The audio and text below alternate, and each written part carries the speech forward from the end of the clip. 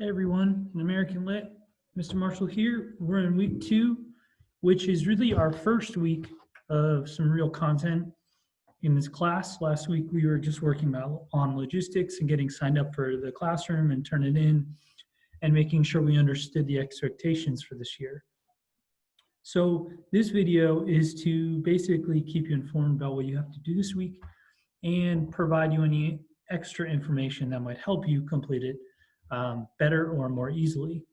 I'm going to share my screen with the Google Classroom so you can see our list of things that are assigned to you.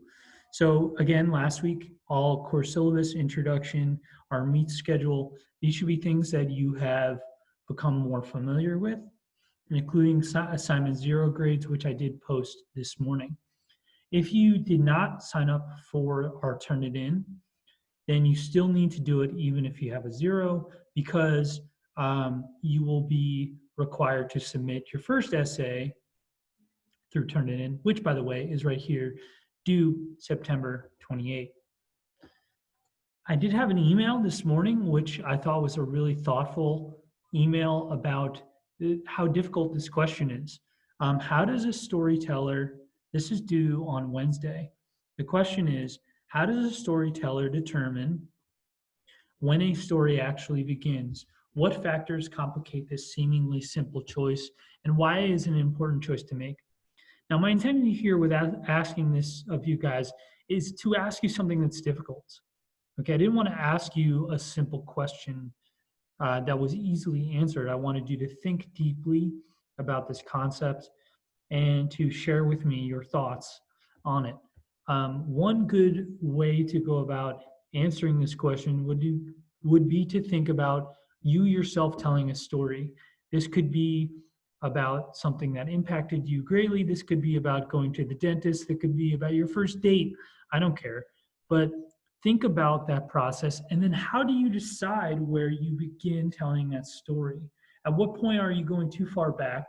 At what point are you not including enough of the past? So I think this is a really interesting question, and it's really difficult to answer. Basically, what makes you choose where you start? Why is this important?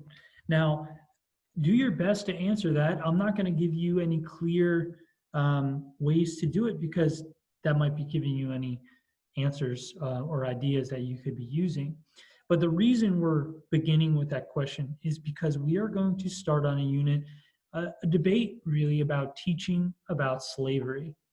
Now, this is a really hot topic right now, I think, in some academic circles, about whether or not we teach slavery as the beginning of America.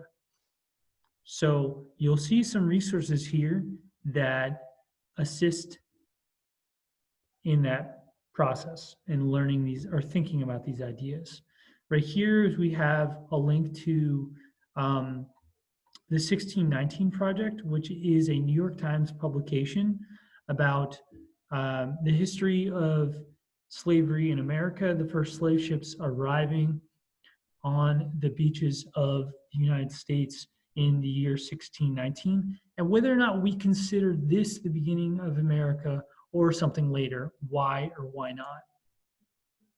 I also have some resources here that oppose that idea as to why we shouldn't consider 1619 as the beginning of our country. Okay, this is going to lead into your essay again that is due September 28th. That's not for another 2 weeks, so I'm not going to get too far into this idea.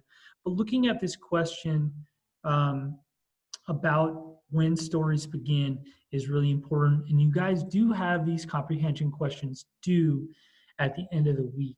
These comprehension questions ask you particularly about this 1619 New York Times article about education.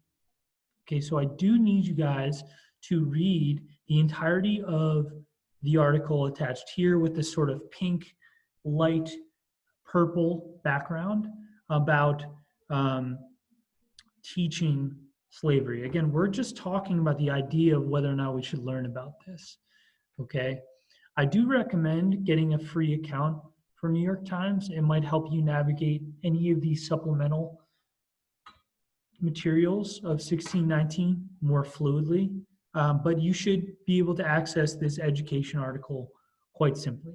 So I hope that that helps with everything that we have due this week. Next week, I will activate some more and populate some more of these assignments, but I don't want to throw too much at you at once.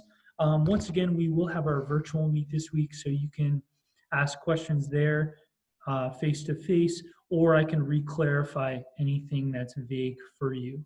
I hope you guys are doing well. Remember to make sure you do attend that virtual meet because I will be giving you attendance points for that.